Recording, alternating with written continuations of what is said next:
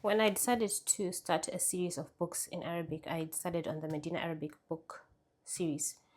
There's book 1, book 2, and book 3. I've recently finished book 3, alhamdulillah, and now I don't have the book 1. I gave it to somebody. I still need to buy another one.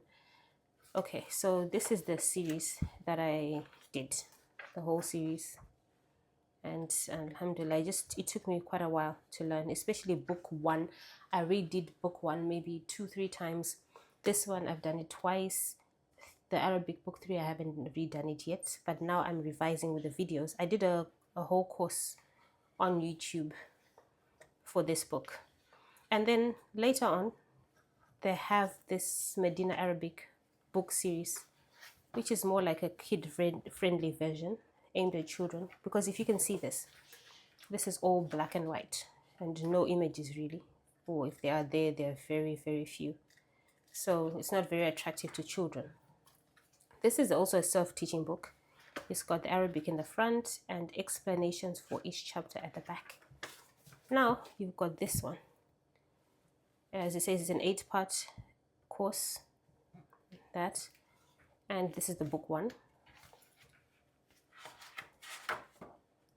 Can you see it's a lot kid-friendly, easier to read, and I like learning through children's books. It's very nice and fun and colorful, and the pictures help when you're learning. So if you want to learn the Medina Arabic book series, this one, without necessarily going through this, because it depends on your learning style, you can buy these books if you're self-teaching as well.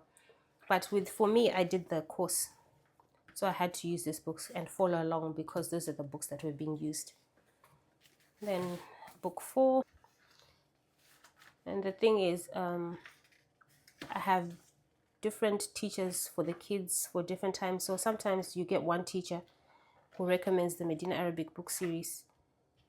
Then when they move teacher, you find another one who recommends something completely different. So I ended up having different books over the years recommended by different teachers. For example, this book series and this book series. And then also somebody also recommended Gateway to Arabic. So anyway, you just don't get too overwhelmed with the choices available out there, and depending which country you come from, because some countries don't have as many choices as we do here in the UK. So you can go to a bookshop and be so overwhelmed. But yeah, this is an alternative. If you like colorful, easy, fun to read, better illustrated than this one, but it's basically the same book.